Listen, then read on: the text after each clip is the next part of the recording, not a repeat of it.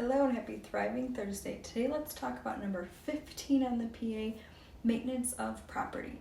Today we continue our masterclass on the purchase agreement. Let's read number 15.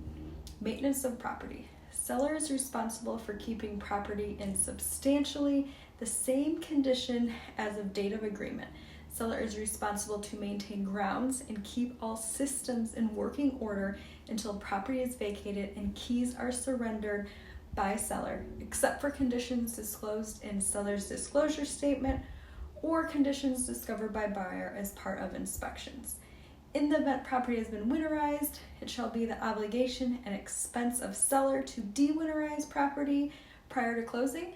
Seller agrees to leave property broom clean and free of debris and personal property. So the big one to note here is the seller is responsible for keeping all systems in working order until the key exchange.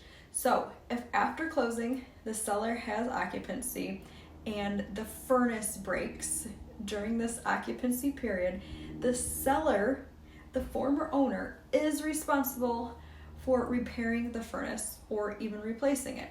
This is one of the big issues that can arise with occupancy, so you should inform your sellers of their responsibilities with accepting post-closing occupancy. So this is also where the seller has agreed to leave the property free of all debris and personal property. So that includes those old paint cans in the garage and the pool table that the house was literally built around. If anything is to be left behind, it should be included on the purchase agreement or in a separate addendum so the buyer can agree to assume those items. Of course, there are plenty of times when you show up to the final walkthrough and surprise, there are items still left in the house or garage. So it's your client's decision on how they want to handle that. So again, we're always informing, they're deciding. So postpone closing until they're removed, or maybe request money from the seller to handle the disposal of those items. Sometimes items left in the house the buyer is happy to receive and it's really no issue.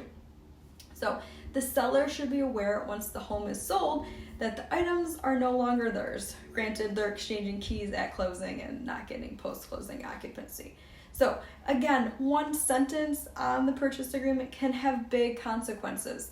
So we as agents become knowledgeable so we can educate our clients to make the best decisions for themselves. So as always, continue to practice kindness out there.